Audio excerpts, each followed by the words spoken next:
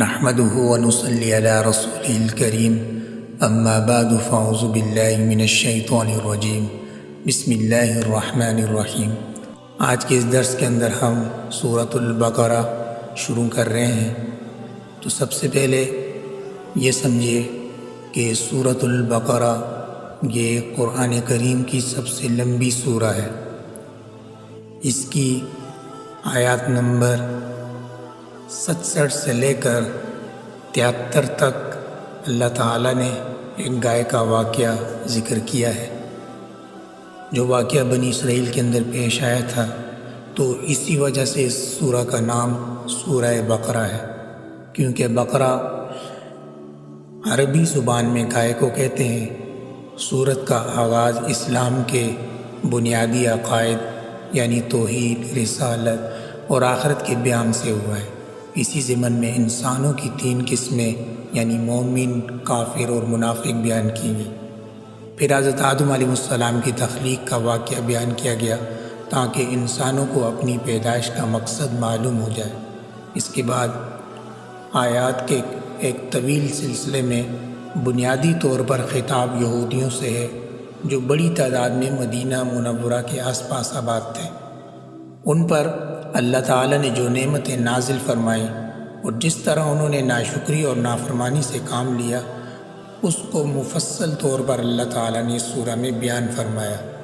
پہلے پارے کے تقریباً آخر میں حضرت ابراہیم علیہ السلام کا تذکرہ ہے، اس لیے کہ انہیں نہ صرف یہودی اور عیسائی بلکہ عرب کے بت پرست بھی اپنا پیشوا مانتے تھے۔ ان سب کو یاد دلایا کہ وہ خالص توحید کے قائل تھے اور انہوں نے کبھی کسی قسم کی شرک کو گوارا تک نہیں کیا۔ سورہ بقرہ کے فضائل۔ سورہ بقرہ قرآن کریم کی سب سے بڑی سورت ہے اور بہت سے احکام پر مشتمل ہے۔ صحیح حدیث میں سورہ بقرہ کی بہت کچھ فضیلت ثابت ہوئی ہے۔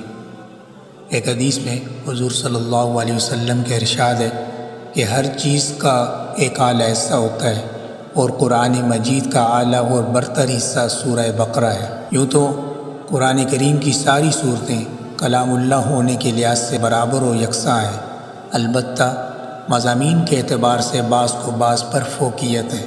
سورہ بقرہ میں چونکہ تمام بنیادی عقائد مثلا توحید، رسالت، آخرت، جزا و سزا وغیرہ اور مرکزی اعمال مثلا جہاد، نماز، روزہ، حج، زکوٰۃ وغیرہ اور بہت معاملات مثلا نکاح، طلاق، عدت، قصاص، وصیت، رہن اور قرض اور سود وغیرہ تفصیل سے مذکور ہے، اس لیے اس لحاظ سے باقی صورتوں پر فضیلت و برتری حاصل ہے۔ ایک حدیث میں ارشاد ہے، سورہ بقرہ کو پڑھا کرو کیونکہ اس کا پڑھنا برکت ہے اور اس کا چھوڑنا حسرت و بدنصیبی ہے اور اہل باطل اس پر قابو نہیں پا سکتے۔ ایک حدیث میں حضرت صلی اللہ علیہ وسلم نے ارشاد فرمایا، جس گھر میں سورہ بقرہ پڑھی جائے شیطان وہاں سے بھاگ جاتا ہے۔ اور حضرت ابو ہریرہ رضی اللہ تعالیٰ عنہ سے حضرت عمر فاروق رضی اللہ تعالیٰ عنہ نے جب سورہ بقرہ کو تفسیر کے ساتھ پڑھا اور اس کا علم حاصل کیا تو اس کی تعلیم میں 12 سال خرچ ہوئے، اور حضرت عبداللہ بن عمر رضی اللہ تعالیٰ عنہ نے یہ سورہ 8 سال میں پڑھی۔ سورہ بقرہ کا شان نزول۔ مدینہ طیبہ میں ہجرت کے بعد سب سے پہلے اس سورت کا نزول شروع ہوا اور مختلف اوقات میں مختلف آیتیں نازل ہوتی رہیں۔ یہود کا ایک پیشوا مالک بن سیف مسلمانوں کے دلوں میں بہت زیادہ شکوک ڈالا کرتا تھا اور کہتا کہ یہ کتاب وہ نہیں جس کی خبر گزشتہ آسمانی کتابوں میں دی گئی ہے۔ اللہ تعالیٰ نے پہلے اس کے شک کو رفع کیا کہ ذالک الکتاب لا ریب فیہ، کہ یہ جو کتاب ہے اس میں شک کی گنجائش نہیں۔ پھر 4 آیات مسلمانوں کی تعریف اور صفات میں اور 2 آیات کافروں کی مذمت میں اور 13 آیات منافقوں کے احوال میں نازل فرمائی۔